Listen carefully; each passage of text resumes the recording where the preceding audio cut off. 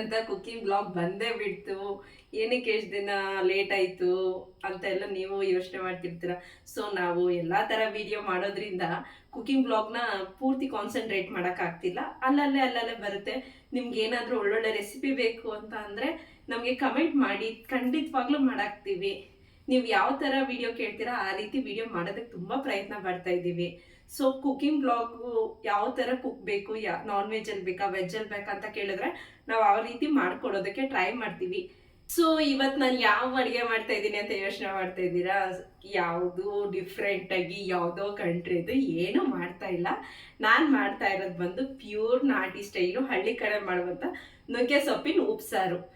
ನುಗ್ಗೆ ಸೊಪ್ಪಿನ ಉಪ್ಸಾರು ಬಸ್ತಾದ್ಮೇಲೆ ಎಗ್ ಬುರ್ಜಿ ಟೈಪು ಮೊಟ್ಟೆ ಪಲ್ಯ ಮಾಡ್ತಾ ಇದ್ದೀನಿ ನುಗ್ಗೆ ಸೊಪ್ಪಾಕಿ. ಸೊ ಮತ್ತೆ ಉಪ್ಸಾರು ಖಾರ, ನಮ್ಮ ಮನೇಲಿ ಮಾಡೋಂಥ ಉಪ್ಸಾರು ಖಾರನ ನಾನು ನಿಮಗೂ ತೋರಿಸ್ಕೊಡ್ತೀನಿ. ಸೊ ಬೇರೆ ಬೇರೆ ಮನೆಗಳಲ್ಲಿ ಬೇರೆ ಬೇರೆ ಥರ ಮಾಡ್ತಾರೆ, ನಮ್ಮ ಮನೇಲಿ ಮಾಡೋ ರೀತಿನ ನಾನು ತೋರಿಸ್ಕೊಡ್ತೀನಿ. ನೋಡಿ, ಇಷ್ಟ ಆದರೆ ಟ್ರೈ ಮಾಡಿ, ಕಮೆಂಟ್ ಮಾಡಿ ಹೇಗೆ ಬಂದಿತ್ತು ಅಂತ, ಆಯಿತಾ? ಈಗ ನಿಮಗೆ ರೆಸಿಪಿಗೆ ಏನೇನು ಬೇಕು ಅಂತ ನಾನು ಐಟಮ್ಸ್ ಏನೇನು ಬೇಕು ಅಂತ ತೋರಿಸ್ಕೊಡ್ತಾ ಹೋಗ್ತೀನಿ.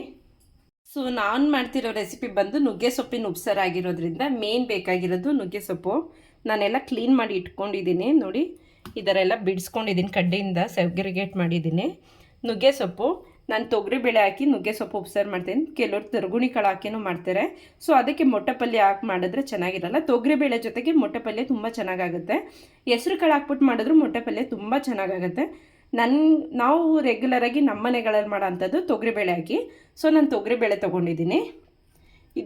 ಇದೆರಡು ಉಪ್ಸಾರಿಗೆ ಉಪ್ಪು, ಬೇಳೆ, ಸೊಪ್ಪು, ನೀರು, ಇಷ್ಟು ಉಪ್ಸಾರಿಗೆ ಬೇಕಾಗಿರೋಂಥ ಐಟಮ್. ಇಷ್ಟು ಐಟಮ್ ಇದ್ದರೆ ಉಪ್ಸಾರು ಆರಾಮ್ಸೆ ಆಗುತ್ತೆ, ಬೇಗನೂ ಆಗುತ್ತೆ.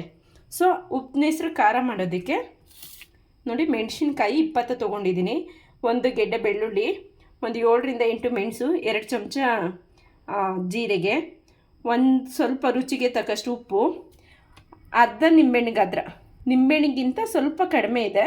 ಸೊ ಇಷ್ಟು ಹುಣಸೆಹಣ್ಣು, ಕೊತ್ತಂಬರಿ ಸೊಪ್ಪು, ಇಷ್ಟು ಉಪ್ಪಿನೆಸ್ರು ಖಾರ ಮಾಡೋದಕ್ಕೆ ನಾನು ಇಷ್ಟ ಐಟಮ್ ಹಾಕೋದು. ಕೆಲವ್ರು ಕಾಯಿ ಕೊಬ್ಬರಿ ಎಲ್ಲ ಹಾಕ್ತಾರೆ, ನಮ್ಮ ಮನೆಗಳಲ್ಲಿ ನಾನು ಹಾಕೋದಿಲ್ಲ. ಸೊ ನನಗೆ ಆ ಟೇಸ್ಟ್ ಇಷ್ಟ ಆಗೋಲ್ಲ. ಸೊ ನಾನು ಈ ರೀತಿ ಮಾಡ್ತಾಯಿದ್ದೀನಿ. ಎಗ್ ಬುರ್ಜಿಗೆ ಬೇಕಾಗಿರೋ ಸಾಮಾನು: ಒಂದೇ ಒಂದು ರೆಡ್ ಚಿಲ್ಲಿ, 3 ಮೊಟ್ಟೆ, 2 ಮೀಡಿಯಮ್ ಸೈಜ್ ಇರೋ ಈರುಳ್ಳಿ. ಇಷ್ಟು ಐಟಮ್ ಇದ್ದರೆ ಒಳ್ಳೆ ಡಿಶ್ ಆಗುತ್ತೆ ನುಗ್ಗೆ ಸೊಪ್ಪಿನ ಉಪ್ಸಾರು. ಮೊದಲಿಗೆ ನಾವು ಬೇಳೆ ಬೇಯಿಸ್ಕೋಬೇಕು. ಬೇಳೆ ಬೇಯಿಸ್ಕೊಳ್ಳೋದಕ್ಕೆ ಒಂದು ಪಾತ್ರೆ ಇಟ್ಟಿದ್ದೀನಿ. ಸ್ಟವ್ ಹಚ್ಬಿಟ್ಟು ಬೇಳೆ ಬೇಯೋದಕ್ಕೆ 1 ಕಪ್ಪು ತೊಗರಿಬೇಳೆ ತೊಗೊಂಡಿದ್ದೀನಿ ನಾನು. ಅದಕ್ಕೆ 1 ಲೀಟರ್ ನೀರು ಹಾಕಿದ್ದೀನಿ. ಮೆಸರ್ಮೆಂಟ್ ಅಂತ ಏನಿಲ್ಲ, ಒಂದು ಕಣ್ಣಲ್ಲಿ ಬೇಕಿದ್ರೂ ಮಾಡ್ಬೋದು ನೀವು. ಸೊ ನೀರು ಕಾಯಕ್ಕೆ ಇಟ್ಟಿದ್ದೀನಿ. ನೀರು ಕಾದ್ಮೇಲೆ ಬೇಳೆ ಹಾಕಬೇಕಾಗತ್ತೆ. ಸೊ ನೀರು ಕಾಯಿಲಿ ಸ್ವಲ್ಪ. ಸೊ ಈಗ ನೀರು ಕಾದಿದೆ. ನಾನು ಇಲ್ಲಿ ತೊಗರಿಬೇಳೆನ 1 ಕಪ್ಪು ತೊಗರಿಬೇಳೆ ಏನು ತೊಗೊಂಡಿದ್ದೆ ಅದನ್ನು ತೊಳೆದು ಇಟ್ಕೊಂಡಿದ್ದೀನಿ. ಈ ತೊಳೆದು ಇಟ್ಕೊಂಡಿರೋ ತೊಗರಿಬೇಳೆನ ಈ ಬಿಸಿನೀರಾಗ ಹಾಕೋಣ. ನೀರು ತಣ್ಣಗಿದ್ದಾಗ ಹಾಕಿದ್ರೆ ಆ್ಯಕ್ಚುಲಿ ಬೇಳೆ ಬೇಯಲ್ಲ. ನಾವೇನೋ ಕುಕ್ಕರಲ್ಲಿ ಮಾಡೋದಾದರೆ, ನೀವು ಕುಕ್ಕರಲ್ಲಿ ಬೇಳೆ ಕೂಗಿಸ್ಕೊಂಡು ಉಪ್ಸಾರು ಮಾಡ್ಕೊಳ್ತೀನಿ, ಅದು ಬೇಗ ಆಗುತ್ತೆ ಅನ್ನೋದಾದರೆ 1 ವಿಷಲ್ ಹಾಕಿಸ್ಕೊಂಡ್ರೆ ಸಾಕಾಗುತ್ತೆ. ಕುಕ್ಕರಲ್ಲಿ ಓಪನ್ ವಿಷಲಲ್ಲಿ ಸ್ವಲ್ಪ ನೀರು ಕಡಿಮೆ ಹಾಕ್ಕೊಳ್ಳಿ. ಕುಕ್ಕರಲ್ಲಿ ಓಪನ್ ವಿಷಲಲ್ಲಿ ಸ್ವಲ್ಪ ನೀರು ಜಾಸ್ತಿ ಹಾಕ್ಕೊಂಡ್ರೆ ಉಪ್ಸಾರು ಜಾಸ್ತಿ ಆಗುತ್ತೆ. ನೀವು ನೀರು ಹಾಕಿದ್ರ ಮೇಲೆ ಉಪ್ಸಾರದ್ದು ಕ್ವಾಂಟಿಟಿ ಜಾಸ್ತಿ ಇರೋದು, ಕಡಿಮೆ ಇರೋದು ಇದಾಗುತ್ತೆ. ಸೊ ಬೇಳೆ ಹಾಕಿದ್ದೀನಿ. ಈಗ ಇದಕ್ಕೆ ಸ್ವಲ್ಪ ಎಣ್ಣೆ ಹಾಕೋಣ, ಬಿಕಾಸ್ ಅದು ನೊರೆ ಎಲ್ಲ ಮೇಲೆ ಬರುತ್ತೆ ಅಂತ. ಇದು ಕುದಿ ಬರ್ತಿದೆ. ಈ ಕುದಿ ಬಂದ ಮೇಲೆ ನಾವು ಇದು ನೀರು ಮತ್ತು ಸ್ವಲ್ಪ ಬೇಳೆನ ತೆಗೆದಿಟ್ಕೋಬೇಕಾಗತ್ತೆ. ಬಿಕಾಸ್ ನಾವು ಉಪ್ಪಿನೆಸ್ರು ಖಾರ ಮಾಡೋದ್ರಿಂದ ಇದ್ರ ನೀರು ಹಾಕಿದ್ರೆ ಮತ್ತು ಇದ್ರ ಬೇಳೆ ಹಾಕಿದ್ರೆ ತುಂಬ ಚೆನ್ನಾಗಾಗುತ್ತೆ ಉಪ್ಪಿನೆಸ್ರು ಖಾರ. ಇದ್ರ ನೀರಿಲ್ಲ, ಬೇಳೆ ಇಲ್ಲ, ಉಪ್ಪಿನೆಸ್ರು ಖಾರ ಹಾಗೂ ಮಾಡ್ಬೋದು. ಖಾರ ರುಬ್ಬೇಕಾದ್ರೆ ನಿಮಗೆ ಅದ್ರ ಮೆಥಡ್ ಹೇಳ್ಕೊಡ್ತೀನಿ. ಸೊ ಇದು ಬೇಳೆ ಬೇಯೋವರೆಗೂ ವೆಯ್ಟ್ ಮಾಡೋಣ. ಬೇಳೆ ತಲೆ ಒಡೆಯೋವರೆಗೂ ಬೇಯಬೇಕು. ತಲೆ ಒಡೆಯೋದಂದರೆ ಸ್ವಲ್ಪ ಫುಲ್ಲು ಮೊಸರಾಗಬಾರ್ದು. ಈಗ ಬೇಳೆ ಬೆಂದಿದೆ ನೋಡಿ. ತಲೆ ಒಡೆಯೋದು ಅಂದರೆ ಇಷ್ಟು ಮೇಲ್ಗಡೆ ಮಾತ್ರ ಓಪನ್ ಆಗಬೇಕು, ಮೊಸರು ಥರ ಬೇಯಬಾರ್ದು. ಕಾಣಿಸ್ತಿದ್ಯಾ ನಿಮಗೆ? ನೋಡಿ, ಹೀಗೆ ಇಷ್ಟು ಬೆಂದಿರಬೇಕು. ಅಂದರೆ ಹಿಂಗೆ ಇಚ್ಚಿಕಿದ್ರೆ ಮೊಸರು ಥರ ಆಗಬಾರ್ದು ನಮಗೆ. ನೋಡಿ, ಇಷ್ಟು ಬೆಂದಿದ್ರೆ ಸಾಕು. ಹಿಂಗಂದರೆ ಒಂದು ಹೋಳಾಗಬೇಕು ನೋಡಿ, ಬೆಂದಿರೋ ಥರ ಕಾಣಿಸುತ್ತೆ. ಇಷ್ಟು ಇದರಲ್ಲಿ ನಾನು ಒಂದು ಸೌಟಷ್ಟು ಇಷ್ಟು ಬೇಳೆ ತೊಗೊಳ್ತಾ ಇದ್ದೀನಿ. ಒಂದು 2 ಚಮಚದಷ್ಟು ಬೇಳೆ, 2 ಚಮಚದಷ್ಟು ಬೇಳೆ ಎತ್ಕೊಂಡಿದ್ದೀನಿ. ಇದಕ್ಕೆ ಒಂದು ಖಾರ ರುಬ್ಬಕ್ಕೆ ಬೇಕಾಗಿರೋಷ್ಟು ನೀರು ಹಾಕ್ಕೊಳ್ಳೋಣ. ನೋಡಿ, ಒಂದು ಸ್ವಲ್ಪ ನೀರು ತೊಗೊಂಡಿದ್ದೀನಿ ನಾನು. ಸೊ ಈ ಬೇಳೆ ಬೆಂದ ಮೇಲೆ ನಾವೀಗ ಇದಕ್ಕೆ ಸೊಪ್ಪನ್ನ ತೊಳೆದುಬಿಟ್ಟು ಹಾಕೋಣ. ಇಷ್ಟು ನಾನು ನೀರು ಮತ್ತು ಬೇಳೆ ತೊಗೊಂಡಿದ್ದೀನಿ. ಖಾರ ರುಬ್ಬಿದ್ಮೇಲೆ ಖಾರ ರುಬ್ಬಕ್ಕೆ ಇಷ್ಟು ಬೇಕಾಗತ್ತೆ. ಇದಕ್ಕಿಂತ ಕಡಿಮೆನೇ ಸಾಕಾಗುತ್ತೆ. ವಾಪಸ್ ಇದಕ್ಕೆ ಹಾಕ್ಬೋದು ನೀರನ್ನು. ಸೊ ನಾನಿಲ್ಲಿ ಸೊಪ್ಪನ್ನ ತೊಳ್ಕೊಂಡಿದ್ದೀನಿ. ತೊಳ್ಕೊಂಡಿರೋ ಸೊಪ್ಪನ್ನ ತೊಳೆದೇ ಹಾಕಿ ಸೊಪ್ಪನ್ನ ಏನಕ್ಕೆ ಅಂದರೆ ತುಂಬ ಸಣ್ಣ ಸಣ್ಣದು ಧೂಳೆಲ್ಲ ಕೂತಿರುತ್ತೆ. ಕೆಲವ್ರು ತೊಳೆಯಲ್ಲ ನುಗ್ಗೆ ಸೊಪ್ಪನ್ನು. ಸೊ ತೊಳೆದು ಹಾಕೊಂಡ್ರೆ ಒಳ್ಳೆಯದು. ಇಷ್ಟೇ. ಒಂದು ಸಲ ತೊಳೆದಿದ್ದೀನಿ. ಮತ್ತು ಈಗ ಇನ್ನೊಂದು ಸಲ ನೀರೆಲ್ಲ ಅಜ್ಜಿ ಹಾಕ್ತಾಯಿದ್ದೀನಿ. ನೀರಲ್ಲಿ ಅಜ್ಜಿ ಹಾಕಿದ್ರೆ ಅದನ್ನು ಬಟ್ ತೊಳೆದಿರೋ ಥರ ಕಾಣಿಸಲ್ಲ, ಹಾಕಿದ್ರೆ ಆಯಿತು. ಸೊ ನಾವು ಇದನ್ನು ಓಪನ್ ವೆಜಲ್ಲೇ ಬೇಯಿಸಬೇಕು. ಬೇಳೆ ಬೇಯೋದಕ್ಕೆ 10 ನಿಮಿಷ ಬೇಕಾಗತ್ತೆ. ಕುಡಿಯೋ ನೀರು ಹಾಕಿದ್ರೆ, ಫಿಲ್ಟ್ರ್ ನೀರು ಹಾಕಿದ್ರೆ 10 ನಿಮಿಷದಲ್ಲಿ ಬೇಳೆ ಬೇಯುತ್ತೆ ಯಾವುದೇ ಆದ್ರೂ. ನುಗ್ಗೆ ಸೊಪ್ಪನ್ನ ಬೇಯಿಸೋದಕ್ಕೆ ಒಂದು 2 ರಿಂದ 3 ನಿಮಿಷ ಸಾಕಾಗುತ್ತೆ. ಸೊ ಇವಾಗ ನಾವು ಉಪ್ಪು ಹಾಕೋಬೇಕಾಗತ್ತೆ. ಇಲ್ಲಿವರೆಗೂ ನಾನು ಉಪ್ಪು ಹಾಕಿರಲಿಲ್ಲ. ನಾನು ಇವಾಗ ಇದಕ್ಕೆ ಕಲ್ಲುಪ್ಪನ್ನ ಸೇರಿಸ್ತಾ ಇದ್ದೀನಿ. ಕಲ್ಲುಪ್ಪು ಹಾಕ್ತಾಯಿದ್ದೀನಿ. ಸ್ವಲ್ಪ ರುಚಿಗೆ ಬೇಕಾದಷ್ಟು ಹಾಕ್ಕೊಳ್ಳಿ. ನಿಮಗೆ ಎಷ್ಟು ಅಗತ್ಯ ಇರುತ್ತೆ ನೀವು ತಿನ್ನೋ ಟೇಸ್ಟಿಗೆ ತಕ್ಕನಾಗ ಹಾಕ್ಕೊಳ್ಳಿ. ಇದನ್ನು ಹೀಗೆ ತಿರುಗಿಸೋಣ. ಸೊಪ್ಪು ಬೇಯುತ್ತೆ ಒಂದು 2 ನಿಮಿಷದಲ್ಲಿ. ತುಂಬ ಬೇಯಿಸೋ ಅಗತ್ಯ ಇರಲ್ಲ ನುಗ್ಗೆ ಸೊಪ್ಪನ್ನ. ಸಿಹಿ ಅಂಶ ಕಡಿಮೆ ಆಗಿ ಕಹಿ ಅಂಶ ಜಾಸ್ತಿ ಆಗುತ್ತೆ ಮುಚ್ಚಿ ಬೇಯಿಸೋಕ್ಕೆ ಹೋಗ್ಬಿಡಿ. ಇರೋ ಸೊಪ್ಪು ಆ ಕಡೆ ಇಡೋಣ. ಈಗ ನಾವು ಖಾರಕ್ಕೆ ರೆಡಿ ಮಾಡ್ಕೊಳ್ಳೋಣ.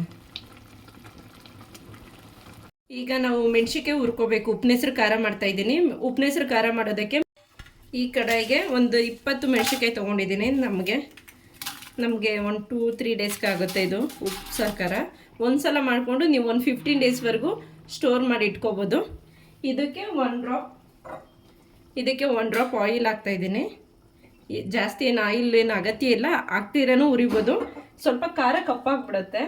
ಅದಕ್ಕೋಸ್ಕರ ನಾನು 1 ಡ್ರಾಪ್ ಆಯಿಲ್ ಹಾಕ್ಕೊಳ್ತೀನಿ ಯಾವಾಗಲೂ. ತುಂಬ ಕಪ್ಪಾಗಿ ಉರಿಬೇಡಿ, ಸ್ವಲ್ಪ ಲೈಟಾಗೇ ಇರಲಿ. ಈಗ ಮೆಣಸಿನ್ಕಾಯಿ ಹುರಿದಾಗಿದೆ. ಇದು ನಾರಾಗಿ ಬಿಡೋಣ. ಮೆಣಸಿನ್ಕಾಯಿ ಹುರಿದು ಮತ್ತು ಆಗಿದೆ. ಇದನ್ನು ನಾವು ಜಾರಿಗೆ ಹಾಕ್ಕೊಳ್ಳೋಣ. ಈಗ ಜಾರಿಗೆ ಒಣಮೆಣ್ಸಿನ್ಕಾಯಿ ಹಾಕ್ಕೊಂಡಿದ್ದೆ. ಸೊ ಇದಕ್ಕೆ ನಾನು ಮೆಣಸು ಒಂದು 7 ರಿಂದ 8 ಮೆಣಸು ಹಾಕ್ಕೊಳ್ತಾ ಇದ್ದೀನಿ. ಮತ್ತು ಜೀರಿಗೆ 2 ಸ್ಪೂನಷ್ಟು ತೊಗೊಂಡಿದ್ದೀನಿ. ಉಪ್ಪು ರುಚಿಗೆ ಬೇಕಾದಷ್ಟು. ತುಂಬ ಉಪ್ಪು ಹಾಕ್ಲೇಬೇಕಂತ ಏನಿಲ್ಲ, ಸ್ವಲ್ಪ ಹಾಕಿದ್ರೆ ಸಾಕು. ಒಂದು ನಿಂಬೆಹಣ್ಣು ಗಾತ್ರದಷ್ಟು ಹುಣಸೆಹಣ್ಣು. ಇದಕ್ಕಿಂತ ಕಡಿಮೆ ಬೇಕಾದರೂ ಹಾಕ್ಕೊಂಡು ನೀವು ಹುಣಸೆಹಣ್ಣು ಬದಲು ಲೆಮನ್ನ ಸ್ಕ್ವೀಸ್ ಮಾಡ್ಕೋಬೋದು ಊಟ ಮಾಡಬೇಕಾದ್ರೆ. ನಾನು ಇಷ್ಟು ಹುಣಸೆಹಣ್ಣು ಹಾಕಿದ್ದೀನಿ. ಸೊ ಇದನ್ನು ನಾವು ಗ್ರೈಂಡ್ ಮಾಡ್ಕೊಳ್ಳೋಣ. ಫಸ್ಟು ತರಿ ವಿತೌಟ್ ವಾಟರು ಗ್ರೈಂಡ್ ಮಾಡಬೇಕಾಗತ್ತೆ.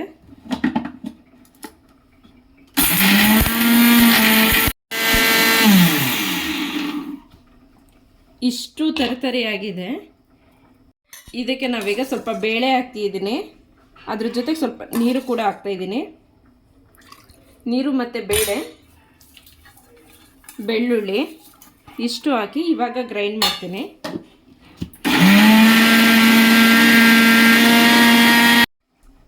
ಸೊ ಇಷ್ಟು ಗ್ರೈಂಡ್ ಆಗಿದೆ ನೋಡ್ಬೋದು. ಖಾರ ಆಲ್ರೆಡಿ ಗಮ್ ಅಂತಿದೆ.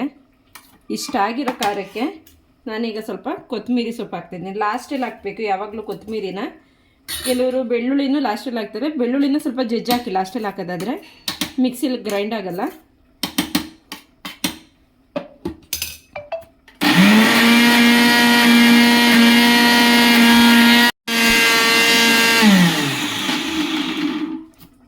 ಸ್ವಲ್ಪ ಅದು ಗ್ರೈಂಡ್ ಮಾಡಿದ್ಮೇಲೆ ಇದೆಲ್ಲ ಪೇಸ್ಟ್ ಆಗುತ್ತೆ. ಸೊ ಉಪ್ಸಾರು ಖಾರ ರೆಡಿ. ಸೊ ಇದು ಖಾರನ ಒಂದು ಬಾಕ್ಸಿಗೆ ಟ್ರಾನ್ಸ್ಫರ್ ಮಾಡಿದ್ದೀನಿ. ಈ ಥರ ಬಾಕ್ಸಿಗೆ ಹಾಕೋಬಿಡಿ, 8 ಬಾಕ್ಸಿಗೆ. ಬಿಸಿ ಆರಿದ್ಮೇಲೆ ಕ್ಯಾಪ್ ಹಾಕಿಡಿ. ಇದು ತುಂಬ ದಿನ ಬರುತ್ತೆ. ನೀವು ಉಪ್ಸಾರು ಮಾಡಿದಾಗೆಲ್ಲ ಖಾರ ಮಾಡಲೇಬೇಕು ಅಂತ ಏನಿಲ್ಲ. ಈ ಥರ ಖಾರ ರೆಡಿ ಮಾಡಿ ಇಟ್ಕೊಂಡು ನಿಮಗೆ ಯಾವಾಗ ಬೇಕಾದರೂ ಉಪ್ಸಾರು ಮಾಡ್ಕೋಬೋದು. ಉಪ್ಸಾರು ಮಾಡೋಕ್ಕೆ ಒಂದು 15 ರಿಂದ 20 ನಿಮಿಷ ಸಾಕು. ಬೇಗ ಉಪ್ಸಾರು ಆಗುತ್ತೆ. ಖಾರ ಇದ್ಬಿಟ್ರೆ ಇನ್ನೂ ಬೇಗನೆ ಆಗುತ್ತೆ. ಸೊ ನಾನು ಈ ಥರ ಸ್ಟೋರ್ ಮಾಡಿ ಇಟ್ಕೊಳ್ತೀನಿ.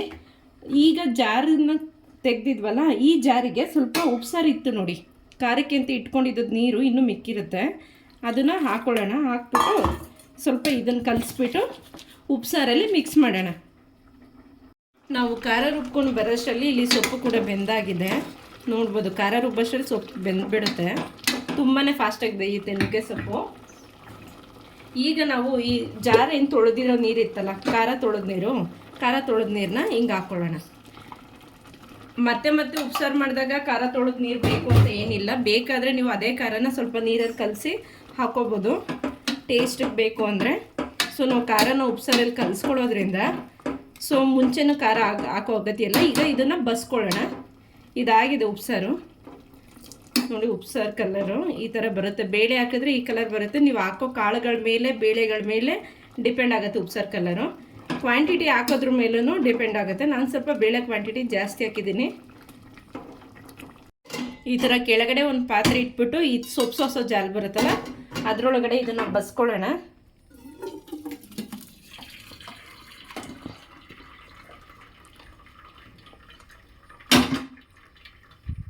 ಬಸ್ಕೊಂಡಾಗಿದೆ. ಇದನ್ನು ಈಗ ಪಲ್ಯ ರೆಡಿ ಮಾಡ್ಕೊಳ್ಳೋಣ. ಸೊ ಪಾತ್ರೆ ಕಾದಿರೋದಕ್ಕೆ ಒಂದು 2ರಿಂದ 3 ಸ್ಪೂನ್ ಹಾಕ್ಕೊಳ್ತಾ ಇದ್ದೀನಿ ಆಯಿಲ್ನ.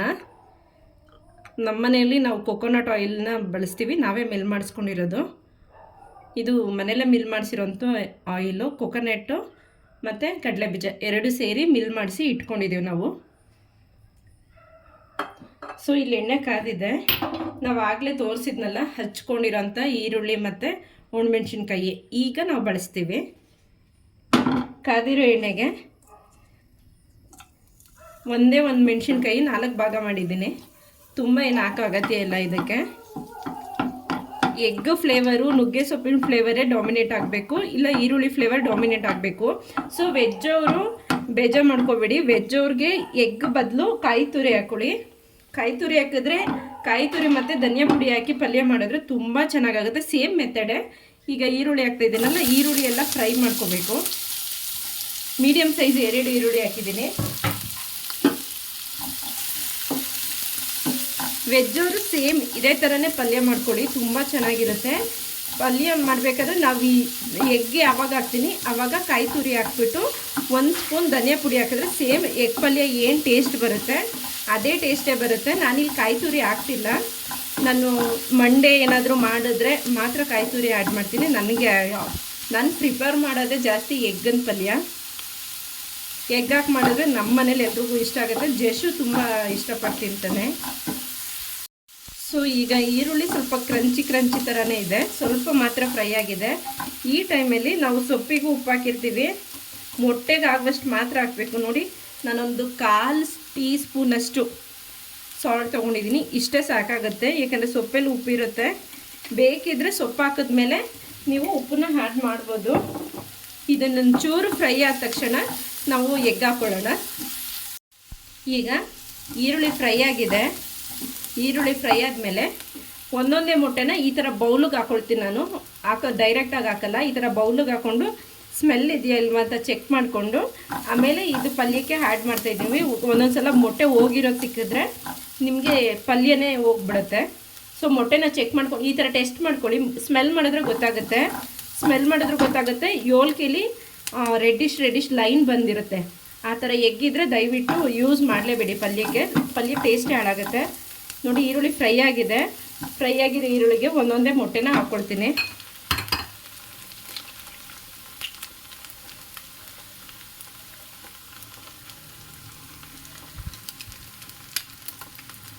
ಇಲ್ಲಿ ನಾನು 3 ಮೊಟ್ಟೆ ಮಾತ್ರ ಸೇರಿಸ್ತಾ ಇದ್ದೀನಿ. ನಿಮಗೆ ಮೊಟ್ಟೆ ಜಾಸ್ತಿ ಕ್ವಾಂಟಿಟಿ ಬೇಕು ಅಂದರೆ ನೀವು 4-5 ಆ ಥರ ಏನಾದರೂ ಆ್ಯಡ್ ಮಾಡ್ಕೊಳ್ಳಿ. ನಾವು ಒಂದೇ ಟೈಮಿಗೆ ಮಾಡ್ಕೊಳ್ತಾ ಇರೋದು ರಾತ್ರಿ ಡಿನ್ನರ್ಗೆ ಅಂತ. ಸೊ ಮಧ್ಯಾಹ್ನ ಟೈಮ್ ಏನಾದರೂ ಮಾಡಿದ್ರೆ ಸೊಪ್ಪಿನ ಕ್ವಾಂಟಿಟಿ ಮತ್ತು ಎಗ್ಗಿನ ಕ್ವಾಂಟಿಟಿ ಇನ್ನೂ ಜಾಸ್ತಿ ಮಾಡ್ತೀನಿ ನಾನು. 6 ಇಲ್ಲ 7 ಎಗ್ ಹಾಕಬೇಕಾಗತ್ತೆ 2 ಟೈಮ್ಗಾದರೆ. ನಮ್ಮ ಮನೇಲಿ 3 ಜನಕ್ಕೆ ಒಂದೇ ಟೈಮ್ಗಾಗಿರೋದ್ರಿಂದ 3 ಮೊಟ್ಟೆ ಸೈಜು ಒಂದೊಂದು ಸಲ ಸಣ್ಣ ಇದ್ದರೆ 4 ಹಾಕ್ತೀನಿ ನಾನು. ಸೊ ಮೊಟ್ಟೆ ಫ್ರೈ ಆಗ್ತಿದೆ. ಸೊ ನೋಡ್ತಾ ಇರ್ಬೋದು ನೀವು, ಎಗ್ಗು ಫುಲ್ಲು ಕಂಪ್ಲೀಟಾಗಿ ಫ್ರೈ ಆಗಿದೆ. ಈ ಟೈಮಲ್ಲಿ ನೀವು ಧನಿಯಾ ಪುಡಿ ಆದರೂ ಹಾಕ್ಕೋಬೋದು, ಇಲ್ಲ ಗರಂ ಮಸಾಲ ಆದರೂ ಹಾಕೋಬೋದು. ಕೆಲವರು ಧನಿಯಾ ಪುಡಿನೂ ಹಾಕ್ತಾರೆ, ಗರಂ ಮಸಾಲನೂ ಕೆಲವರು ಹಾಕಿ ಮಾಡ್ತಾರೆ. ಸೊ ನಾನೇನು ಆ್ಯಡ್ ಮಾಡ್ತಿಲ್ಲ. ಈಗ ನಾವು ಸೊಪ್ಪನ್ನ ಆ್ಯಡ್ ಮಾಡೋಣ. ಸೊಪ್ಪು ಬೇಳೆ ಏನು ಬೇಯಿಸಿಟ್ಕೊಂಡಿದ್ದೋ ಅದನ್ನು ಇದಕ್ಕೆ ಹಾಕ್ತಾಯಿದ್ದೀನಿ.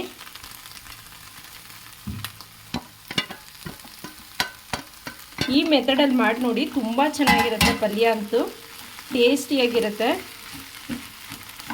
ಎಲ್ಲ ಮಿಕ್ಸ್ ಮಾಡ್ಕೊಳ್ಳೋಣ. ವಾಟರ್ ಕಂಪ್ಲೀಟಾಗಿ ಡ್ರೈ ಆಗುವಷ್ಟು ಹುರ್ಕೊಳ್ಬೇಕು. ನಿಮಗೆ ಬೇಳೆ ಜಾಸ್ತಿ ಅನಿಸಿದ್ರೆ ನೀವು ಕಡಿಮೆ ಮಾಡ್ಕೊಳ್ಬೋದು. ಈ ಥರ ಎಲ್ಲ ಮಿಕ್ಸ್ ಮಾಡ್ಕೊಳ್ಳಿ. ನಿಮಗೆ ಸೊಪ್ಪು ಕ್ವಾಂಟಿಟಿ ಜಾಸ್ತಿ ಬೇಕಂದರೆ ಸೊಪ್ಪನ್ನೇ ಕ್ವಾಂಟಿಟಿ ಜಾಸ್ತಿ ಮಾಡಿ, ಎಗ್ ಕ್ವಾಂಟಿಟಿ ಜಾಸ್ತಿ ಬೇಕು ಅಂದರೆ ಎಗ್ನೇ ಕ್ವಾಂಟಿಟಿ ಜಾಸ್ತಿ ಮಾಡಿ. ನಿಮ್ಗೆ ಯಾವುದು ಕ್ವಾಂಟಿಟಿ ಜಾಸ್ತಿ ಇರಬೇಕು ಅದನ್ನು ಕ್ವಾಂಟಿಟಿ ಮಾಡಿ. ಇಲ್ಲ ಈರುಳ್ಳಿ ಜಾಸ್ತಿ ಬೇಕು ಅಂದರೆ ಈರುಳ್ಳಿನೇ ಎಕ್ಸ್ಟ್ರಾ ಹಾಕ್ಕೊಳ್ಬೋದು. ನಾನು ಒಂದು ಅಳತೆಯಲ್ಲಿ ಮಾಡ್ಕೊಳ್ತಾ ಇದ್ದೀನಿ. ನಮಗೆ 3 ಜನಕ್ಕೆ ಎಷ್ಟು ಬೇಕಾಗುತ್ತೆ ಅಷ್ಟಷ್ಟೇ ಹಾಕಿ ಮಾಡ್ಕೊಂಡಿದ್ದೀನಿ. ಇದು ಫುಲ್ಲು ನೀರು ಡ್ರೈ ಆಗೋವರೆಗೂ ಬೇಯಿಸೋಣ. ಪಲ್ಯ ಫುಲ್ಲು ಡ್ರೈ ಆಗಿದೆ ನೋಡಿ, ಎಲ್ಲೂ ವಾಟರ್ ಥರ ಕಾಣಿಸ್ತಿಲ್ಲ. ಈ ಥರ ಆದಮೇಲೆ ಪಲ್ಯ ರೆಡಿ ಆಗುತ್ತೆ. ಸೊ ನೀವು ಇದನ್ನು ಮುದ್ದೆ ಜೊತೆ ಆದರೂ ತಿನ್ಬೋದು, ಅನ್ನದ ಜೊತೆ ಆದರೂ ತಿನ್ಬೋದು, ಇಲ್ಲ ಚಪಾತಿ ರೊಟ್ಟಿ ಆ ಥರ ನಂಚ್ಕೊಳ್ಳೋಕ್ಕಾದರೂ ಈ ಥರ ಮಾಡ್ಕೊಳ್ಬೋದು. ನೀವು ಉಪ್ಸಾರು ಅನ್ನ ಅಂತಲೇ ಮಾಡ್ಕೋಬೇಕು, ಮುದ್ದೆಗೆ ಮಾಡ್ಕೋಬೇಕು ಅಂತ ಏನಿಲ್ಲ. ಸೊಪ್ಪನ್ನ ಬೇಳೆ ಜೊತೆ ಬೇಯಿಸ್ಕೊಂಡು ಈ ಥರ ಆದರೂ ಮಾಡ್ಕೋಬೋದು, ಇಲ್ಲ ಬರೀ ಸೊಪ್ಪನ್ನೇ ಬೇಯಿಸ್ಕೊಂಡು ಮಾಡ್ಕೋಬೋದು. ಆಪ್ಷನ್ ನಿಮಗೆ ಬಿಟ್ಟದ್ದು. ಬಟ್ ಈ ಪಲ್ಯ ಎಲ್ಲದಕ್ಕೂ ಕಾಂಬಿನೇಷನ್ ಚೆನ್ನಾಗಿರುತ್ತೆ, ತುಂಬ ಟೇಸ್ಟಿಯಾಗಿರುತ್ತೆ. ಸೊ ಇದು ಪಲ್ಯ ರೆಡಿಯಾಗಿದೆ, ಸರ್ವ್ ಮಾಡೋಣ ಬನ್ನಿ. ಸೊ ಅಡುಗೆ ರೆಡಿಯಾಗಿದೆ, ಸರ್ವ್ ಮಾಡೋಣ. ಉಪ್ಸಾರು ಖಾರ ಜೊತೆಯಲ್ಲಿ ಮನೆಯಲ್ಲೇ ಮಾಡಿರೋಂಥ ಲೆಮನ್ ಪಿಕ್ಕಲ್ಲು, ಮೊಟ್ಟೆ ಪಲ್ಯ,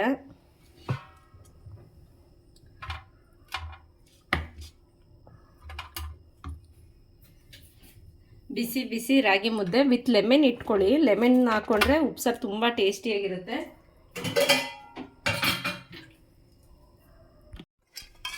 ಬಿಸಿ ಬಿಸಿ ಉಪ್ಸಾರು, ಗೌಡ್ರು ಮನೆ ಉಪ್ಸಾರು.